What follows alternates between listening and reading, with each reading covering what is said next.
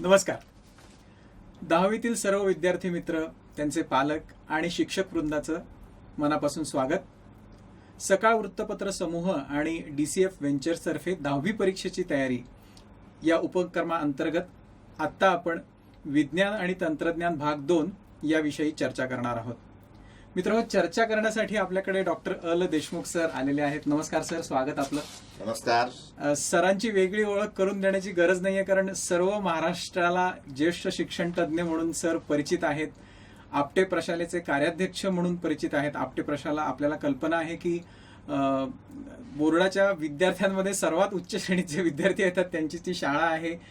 राष्ट्रपती पदक विजेते सर आहेत, त्याच्यामुळे फार काही सर आपली ओळख करून देण्याची गरज वाटत नाहीये मला. पण विज्ञान आणि तंत्रज्ञान हा विषय खूप महत्वाचा आहे विद्यार्थ्यांसाठी, आणि या विषयाची कृतीपत्रिका व त्या कृतीपत्रिकेतले जे उपप्रश्न असतात यांचं स्वरूप कसं असणार आहे आता या कोरोना नंतरच्या परिस्थितीत? म्हणजे आपण काय निर्णय बोर्डाने घेतलेत? हेमंत, खरा हा तुम्ही फार छान प्रश्न विचारलेला आहे. कारण प्रत्येकाला ना कितीही अभ्यास केला तरी नेमकी प्रश्नपत्रिका कशी असणार आहे, आता त्याला कृतीपत्रिका म्हणतात. हो, कृतीपत्रिका कशी असणार आहे, कृतीपत्रिकेत किती प्रश्न असतील, कृतीपत्रिकेत उपप्रश्न कोणते आहेत, त्यांची उत्तरं कशी लिहायची, बाकी तुम्ही काहीही करा, त्यांना फक्त कृतीपत्रिका हवी. त्यामुळं विज्ञान 1 आणि विज्ञान 2 या दोन्हीच्या कृतीपत्रिकेचं स्वरूप समान आहे, सारखं आहे. 2 तासाचा वेळ असतो आणि कृतीपत्रिकेमध्ये 4 प्रश्न असतात. एकूण 40 मार्क असतात, पण 40 मार्कापेक्षा 60 मार्काची कृतीपत्रिका असते. अच्छा. कारण ऑप्शन 20 मार्काचं असतं. त्यामुळं मुलांनी लक्षात ठेवायचंय की आपल्याला सायन्समध्ये ऑप्शन आहे, कारण मुलांना ते फार महत्वाचं असतं. पण कृतीपत्रिका जर आपण बघितली तर त्या 4 प्रश्नांपैकी पहिला प्रश्न जो आहे तो 10 गुणांचा असतो. त्याच्यामध्ये प्रश्न 1 आणि प्रश्न 1 असे 2 भाग असतात. त्यातला 1 आहे तो बहुपर्यायी प्रश्न आहे. एक विधान दिलेलं असतं, त्याला खाली अ, ब, क, ड 4 पर्याय दिलेले असतात. यावेळेला कृतीपत्रिकेमध्ये खास बोर्डाने सूचना दिलेली आहे की मुलं काय करतात की एखादं विधान वाचतात आणि त्यातला अ पर्याय बरोबर म्हणून लिहून टाकतात, आणि जरा वेळाने त्यांना वाटतं की नाही, बहुतेक ब असेल, मग तो अ खुडतात आणि पुन्हा ब लिहितात. आता अशा पद्धतीने केलेल्या कृतीला मार्क मिळणार नाहीत. तुम्ही जे पहिला अल्टरनेटिव्ह देणार आहात, जो प्रथमच कल्पनेमध्ये पहिल्याच ह्याच्यामध्ये जो उत्तर लिहिणार आहात ते उत्तर बरोबर असेल, ते उत्तर ठेवलं तरच मार्क मिळणार आहे. तुम्ही जर खोडून दुसरं उत्तर लिहिलं, तुम्हाला त्याचे बरोबर असून सुद्धा मार्क मिळणार नाहीत. विद्यार्थ्यांनी हे खास लक्षात ठेवायचंय. त्यामुळे बहुपर्यायीला 5 मार्क असतात, 5 उपप्रश्न असतात त्याच्यामध्ये. त्यानंतर 1B 1B त्याच्यामध्ये पण 5 ऑब्जेक्टिव्ह वस्तुनिष्ठ प्रश्न असतात. मग त्याच्यामध्ये ऑड मॅन आउट असेल, विसंगत घटक ओळखा, की 4 घटक दिलेले असतील, समजा 3 धातू आहेत आणि 1 अधातू आहे, मग तो अधातू वेगळा आहे. त्यानंतर सहसंबंध आहे, की पहिल्या 2 शब्दामधला सहसंबंध ओळखायचा आणि तिसऱ्याचा सहसंबंध लिहायचा. समजा पहिलं तुम्ही लिहिलं क्लोरीन, मी लिहिलं अधातू, मग पुढे मी लिहिणार सोडियम, मग मी लिहायचं उत्तर धातू. याला आपण सहसंबंध म्हणतो. सहसंबंध स्पष्ट करा. किंवा S2 मध्ये आपल्याला विज्ञान 2 मध्ये बऱ्याचशा आकृत्या आहेत. कदाचित तिथे एखादी छोटीशी आकृती देतील, एखाद्या आकृतीच्या भागाचं नाव लिहा, असाही वस्तुनिष्ठ प्रश्न येऊ शकतो. आपल्याला लहानपणापासूनचे प्रश्न माहिती, चूक की बरोबर. आता एक त्यांनी बदल केलेला आहे की तुम्हाला नुसतं चूक की बरोबर लिहून चालणार नाहीये, ते सकारण लिहायला पाहिजे की ते विधान का चूक आहे आणि बरोबर विधान काय आहे, तर तुम्हाला तो 1 मार्क मिळतो. किंवा त्याच्यानंतर एका वाक्यात उत्तरे द्या. काही वेळेला असाही प्रश्न येऊ शकतो की छोटंसं विधान दिलेलं असेल आणि त्या विधानावरून नेमकी वैज्ञानिक तत्व कोणतं बाहेर पडतंय. म्हणजे वस्तुनिष्ठ प्रश्नांना पर्याय अनेक आहेत. विद्यार्थ्यांनी पारंपरिक वस्तुनिष्ठ प्रश्नच परीक्षेत येतील असं समजायचं कारण नाही. त्या पेपर सेटर जर हुशार असेल ना तर तो वेगवेगळ्या प्रकारचे वस्तुनिष्ठ प्रश्न विचारू शकतो. त्याची तयारी करण्याची गरज आहे आपल्याला. तो हा 10 मार्काचा प्रश्न आहे. कृतीपत्रिकेतला प्रश्न 2 महत्वाचा आहे. प्रश्न 2 मध्ये काय आहे, त्याला आपण लघुत्तरी प्रश्न म्हणतो. लघुत्तरी प्रश्नामध्ये वेगवेगळे प्रकार आहेत. शास्त्रीय कारण लिहा, लघुत्तरीच प्रश्न आहे. टिपा द्या, लघुत्तरी प्रश्न आहे. किंवा एखादा शॉर्ट आन्सर क्वेश्चन लघुत्तरी प्रश्नच विचारतील, त्याला लघुत्तरी प्रश्न म्हणतो. किंवा त्याच्यामध्ये वैशिष्ट्य लिहा, लघुत्तरी प्रश्न. कार्य लिहा, लघुत्तरी प्रश्न. तत्व लिहा, लघुत्तरी प्रश्न. अशा स्वरूपाचे 5 प्रश्न असतील. एकूण तिथे 6 प्रश्न असतात, त्याच्यापैकी 5 सोडवायचे असतात. या प्रश्नामध्ये ना प्रत्येक प्रश्नाच्या उत्तरामध्ये वेगळेपण आहे. म्हणजे उदाहरणार्थ आपण शास्त्रीय कारण लिहा असा प्रश्न आला तर शास्त्रीय कारणाला 2 मार्क, उत्तरात 2 मुद्दे अपेक्षित आहेत. 2 मार्क आहेत म्हणून 2 मध्ये समजा सोडियम हा धातू आहे, हे जर शास्त्रीय कारण आलं तर शास्त्रीय कारण लिहायची पद्धत काय, तर संबोध पहिला लिहायचा आणि त्याचं वैशिष्ट्य सेकंड लिहायचं. म्हणजे या उदाहरणात कसं होईल की धातू म्हणजे काय ते पहिल्यांदा सांगितलं पाहिजे, की ज्या मूलद्रव्याच्या अणूच्या बाह्यतम कक्षेमध्ये 4 पेक्षा कमी इलेक्ट्रॉन असतील त्यांना धातू म्हणतात. हा झाला संबोध, त्याला 1 मार्क देणार. मग आता सोडियम विचारलंय त्यांनी, मग सोडियमचा अणुअंक 11 आहे, त्याचं इलेक्ट्रॉन स्वरूपण 2, 8, 1, म्हणजे शेवटच्या कक्षेमध्ये 1 इलेक्ट्रॉन 4 पेक्षा कमी आहे म्हणून सोडियम हा धातू आहे. 2रा मार्क मिळाला. इतकं सविस्तर. असे 2 मार्क शास्त्रीय कारणाचे असतात. विद्यार्थ्यांनी आता अभ्यास करताना, परीक्षेची उत्तरपत्रिकाचा सराव करताना असे 2-2 पॉइंट्स मध्ये शास्त्रीय कारणांचा सराव करा. त्याच्यामध्ये महत्वाच्या दुसऱ्याच्या प्रश्नामध्ये आपण ज्याला म्हणतो टिपा लिहायचा प्रश्न असतो. समजा द्विविभाजन ही टीप आलेली आहे की अलैंगिक प्रजननामध्ये द्विविभाजन होतं. मग द्विविभाजन मध्ये काय काय आहे, तर द्विविभाजन म्हणजे काय, त्याला अर्धा मार्क मिळेल. त्याच्यानंतर मग काय बुवा सरळ द्विविभाजन आहे, त्याला अर्धा मार्क मिळेल. त्याच्यानंतर उभं द्विविभाजन आहे, त्याला अर्धा मार्क मिळेल. आडवं द्विविभाजन आहे, त्याला अर्धा मार्क मिळेल. सर तुम्ही आता समजून सांगताय की कृतीपत्रिका मध्ये प्रश्न किंवा त्याचे मार्क्स कुठे कुठे कुठल्या कुठल्या प्रश्नांना आहे, कशा पद्धतीचे प्रश्न आहेत. थोडं अजून जर विद्यार्थ्यांना आत्ता काही संभ्रमित जे विद्यार्थी आहेत, जेव्हा विद्यार्थ्यांशी बोलताना जाणवतं की विज्ञान आणि तंत्रज्ञान भाग 2 मध्ये जो विषय दिलेला आहे त्याच्यामध्ये काही कमी पोर्शन केलेला आहे का किंवा वाढवलेला आहे का, याच्याबद्दल थोडं जास्त सांगू शकाल का? म्हणजे या कोरोना काळामध्ये सर्वांना उत्सुकता तीच आहे की नेमकं शासनाने काय केलेलं आहे. शासनाने फार गंमत केली, म्हणजे विज्ञान आणि तंत्रज्ञानाच्या बाबतीमध्ये शासनाने गंमत केलेली आहे. इतर सर्व विषयांच्या मध्ये आपण ज्याला म्हणतो ना पोर्शन कमी केला असं सगळीकडे आहे. पण विज्ञान आणि तंत्रज्ञानाच्या बाबतीमध्ये एकही धडा कमी केलेला नाही. बर. मराठीमध्ये कसं आहे की 2 गद्य आणि 2 कविता कमी केलेल्या आहेत. मॅथमॅटिक्स 1 मध्ये सांख्यिकी हा एक टॉपिकच कमी केलेला आहे. असं प्रत्येक विषयामध्ये धडे कमी ठेवलेत. विज्ञान तंत्रज्ञानामध्ये एकही धडा कमी केलेला नाही. पण मग ते म्हणतात कमी केला म्हणजे काय केला, तर पुस्तकात काही चौकटी दिलेल्या आहेत. त्या चौकटीमध्ये बुवा हे करून पहा, तुमच्या लक्षात आहे का पहा, त्यानंतर कृती करा, जरा डोकं चालवा, इंटरनेटचा वापर करा, अशा काही चौकटी दिलेल्या आहेत. त्याच्यामध्ये ऍडिशनल इन्फॉर्मेशन ज्यादाची माहिती दिलेली आहे आणि त्या चौकटींचं प्रमाण कमी केलेलं आहे. पण माझं विद्यार्थ्यांना या निमित्ताने सांगणं आहे की तुम्ही कमी बिमी केलंय ना याच्या नादीच लागू नका. तुम्हाला ज्याला 11वी सायन्सला जायचंय ना त्यांनी संपूर्ण खणखणीत पुस्तक केलंच पाहिजे. आणि ते पुस्तक फारसं मोठं नाहीये, तुमच्या बुद्धिमत्तेच्या बाहेरचं नाहीये. त्याच्यामुळे कमी बिमीच्या नादी न लागता विज्ञान तंत्रज्ञानाचा सर्व अभ्यास उत्तम करावा. आपण आता अभ्यासक्रमाविषयी चर्चा केली, पण आपल्याकडे कालावधी जो आहे या विषयाची तयारी करण्याकरता ते 40 ते 45 दिवस आहेत. तर एक्झॅक्टली आता आपण नक्की काय करायला पाहिजे?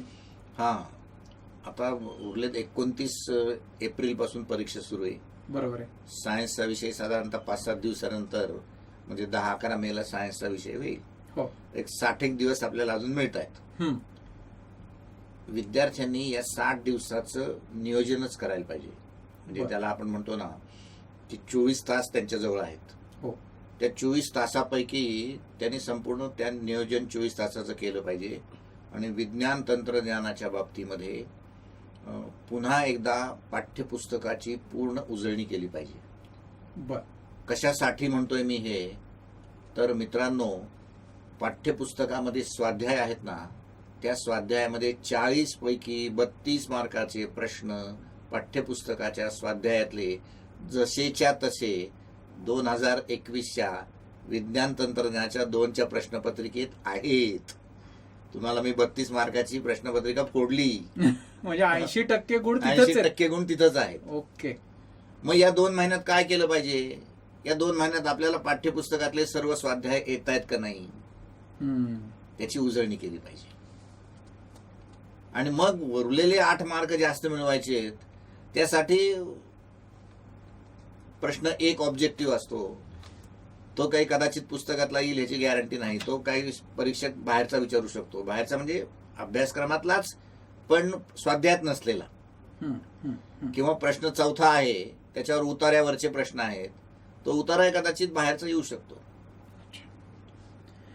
एकंदरीत थोडक्यात तुम्ही खूप छान सांगितलं की 40 ते 45 दिवसात 60 दिवसात आपल्याकडे आहेत, तर आपण कसं त्याच्याकडे बघू शकतो. पण एक मला अजून महत्वाचं म्हणजे आता काही विद्यार्थ्यांनी ऑनलाईन अभ्यास केला, ऑफलाईन पण अभ्यास केला, आणि हे ज्या वेळेला त्यांनी अभ्यास करत असताना बरोबर त्यावेळेला रिकॉल कसं करायचं, म्हणजे सगळा अभ्यास तर केलाय पण लक्षात काही राहत नाही, मग नक्की काय करायला पाहिजे विद्यार्थी म्हणून मी? हा फार महत्वाचा प्रश्न आहे. कारण काय, मुलं फार भारी आहेत सध्या. मुलांचे डायलॉग ना नेहमीचे असे, मी सर खूप वाचतो पण माझे काही लक्षातच राहत नाही. हो, नेहमीचा करेक्ट करेक्ट करेक्ट. किंवा काही मुलं म्हणतात ना, सर ना मला परीक्षेच्या वेळेला नेमकं आठवत नाही हो.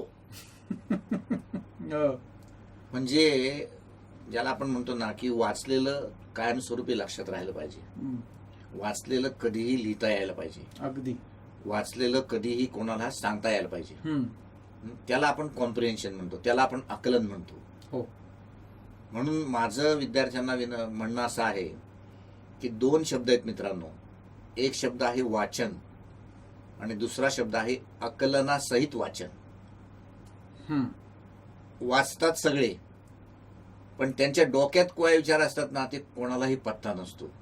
आणि बिचारा वाचत असतो, इकडे वाचत असतो की पिवळ्या फॉस्फरसचे गुणधर्म, पिवळ्या फॉस्फरसचे गुणधर्म, आणि त्याच्या मनात असतो काल त्यांनी मला शिवी दिली ना, बघतो त्याच्याकडे उद्या. हे कसं लक्षात राहणार? नाही लक्षात राहणार. शिवी लक्षात राहील, फॉस्फरस नाही लक्षात राहणार. बरोबर आहे, बरोबर आहे. आपल्याला पुढची स्टेप घ्यावी लागेल, आकलनासहित वाचन, reading with comprehension. Reading with कॉम्प्रिहेन्शनला काय करावं लागेल, तर मी कशासाठी वाचतोय, तर मला विज्ञानामध्ये 40 पैकी 40 मार्क पडावेत म्हणून मी वाचतोय. अगदी. मग 40 पैकी 40 मार्क कशात पडणार आहेत, तर कृतीपत्रिकेत, प्रश्नपत्रिकेत. हो. मग प्रश्नपत्रिका मी समजून घेतली पाहिजे. प्रश्न 1 काय, 2 काय, 3 काय, 4 काय, त्याच्या उत्तराची अपेक्षा काय ते समजून घेतली पाहिजे. हो. त्याच्या पुढे जाऊन मी मुलांना सांगतो की प्रत्यक्ष प्रश्नपत्रिकेतल्या उपप्रश्नाचं शॉर्ट फॉर्म करा. म्हणजे समजा बहुपर्यायी प्रश्न बप्र, रिकाम्या जागा भरा रिजा, शास्त्रीय कारण शाका, आकृती आ, लघुत्तरी प्रश्न लप्र, दीर्घोत्तरी प्रश्न दीप्र. आणि मग पुस्तक वाचायला घ्या. शेजारी मार्कर घ्या, लालपेन घ्या आणि वाचायला सुरुवात करा. आजपर्यंत पृथ्वीवर 107 मूलद्रव्यांचा शोध लागला. 107ला अंडरलाईन करा, पुस्तकात लिहून टाका. रिजा आला तर याच्यावर रिकाम्या जागा भराचा प्रश्न येईल. म्हणजे याच्यात आपण काय काय करतोय, वाचतोय, विचार करतोय कोणता प्रश्न येईल, ते उत्तर अधोरेखित करतोय आणि तो प्रश्न पुस्तकात लिहितोय.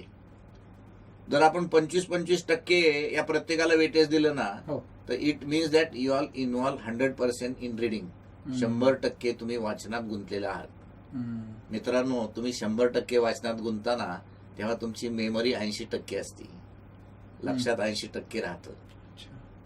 तुम्ही टेक्स्टबुक या पद्धतीने वाचा. अजून तुम्हाला 2 महिने वेळ आहे. या पद्धतीने एक धडा वाचायला 2.5-3 तास लागतात. त्याला म्हणतात अभ्यासाची बैठक. महाराष्ट्रातल्या 80% मुलांना सायन्समध्ये 40 पैकी 35च्या वर, 100 पैकी 95च्या वर मार्क पडतात. पण त्याच्यासाठी काय महत्वाचं आहे? अभ्यास महत्वाचा आहे, नो डाऊट. अभ्यासाशिवाय काहीच नाही. पण तो अभ्यास तुम्ही उत्तरपत्रिकेत मांडता कसं? अच्छा. त्याला प्रेझेंटेशन म्हणतात, त्याला लेखन कौशल्य म्हणतात. ते महत्वाचं आहे. समजा आकृतीचा प्रश्न आहे, एक तुमच्या दृष्टीने चांगला भाग आहे मुलांच्या दृष्टीने, की आता बोर्ड ना या मुलांना आकृती काढा विचारणार नाहीये. बर. कारण बोर्डाला कळलंय महाराष्ट्रातल्या पोरांची चित्रकला टिंबटिंब आहे. त्यांना जर हृदयाची आकृती काढायला लावली तर ते हृदयाची आकृती काढतात दिसती जठरासारखी. मग बोर्ड म्हणलं नको, पोरांना आकृती काढायला नका लावू, त्यांची चित्रकला नका टेस्ट करू, सायन्स टेस्ट करा.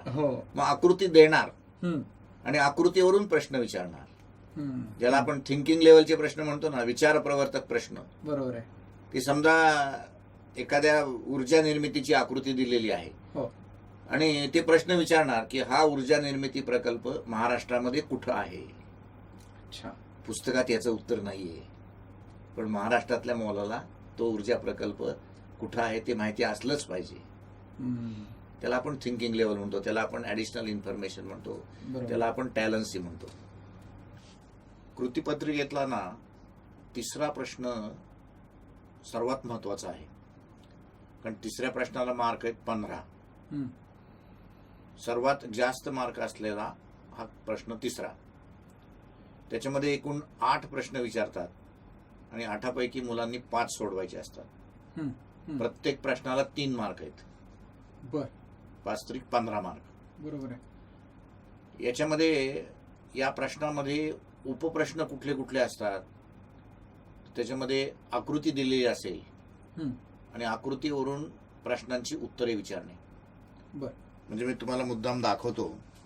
एक प्रश्नपत्रिका आहे ही जर तुम्ही बघितली ना, सगळ्या आकृत्या दिसत आहेत. होय. या प्रश्नाचं वैशिष्ट्य हे आहे. अच्छा. की जास्तीत जास्त आकृत्या देऊन आकृतीवर प्रश्न विचारणे. बर. त्यानंतर या प्रश्नामध्ये कॉन्सेप्ट मॅप, संकल्पना चित्र असतं की कॉन्सेप्ट मॅप पूर्ण करायला विचारतात. अच्छा. या प्रश्नामध्ये टॅब्युलर फॉर्म असतो, तक्ता दिलेला असतो की अ भागामध्ये प्राण्यांची नावं दिलेली असतील आणि ब भागामध्ये त्यांची वैशिष्ट्ये लिहा, क भागामध्ये त्यांची उदाहरणं लिहा. याला आपण तक्ता पूर्ण करा म्हणतो. बरोबर आहे. तशा प्रकारचा प्रश्न याच्यामध्ये असतो. अच्छा. याच्यातला एक सर्वात महत्वाचा विचार प्रवर्तक प्रश्न म्हणजे फ्लो चार्ट देतात आणि फ्लो चार्ट मध्ये फिल इन द ब्लँक्स असतात, मोकळ्या जागा असतात. काही वेळेला फ्लो चार्ट चुकीचा पण देतात. बर. आणि प्रश्न विचारतात की तुम्हाला फ्लो चार्ट दिलेला आहे, त्याच्यामधल्या चुका ओळखून पुन्हा तो फ्लो चार्ट योग्य पद्धतीने मांडा. त्यामुळे प्रश्न 3रा हा बोर्डाच्या दृष्टिकोनातून, विद्यार्थ्यांच्या दृष्टिकोनातून विज्ञान 2 मधला अत्यंत महत्वाचा प्रश्न आहे. तेव्हा प्रश्न 3ऱ्यामध्ये आणखीनही एक नवा प्रकार त्यांनी आणलेला आहे. तो नवा प्रकार म्हणजे प्रश्न 3ऱ्यामध्ये विधान देतील आणि त्या विधानाचं स्पष्टीकरण लिहा.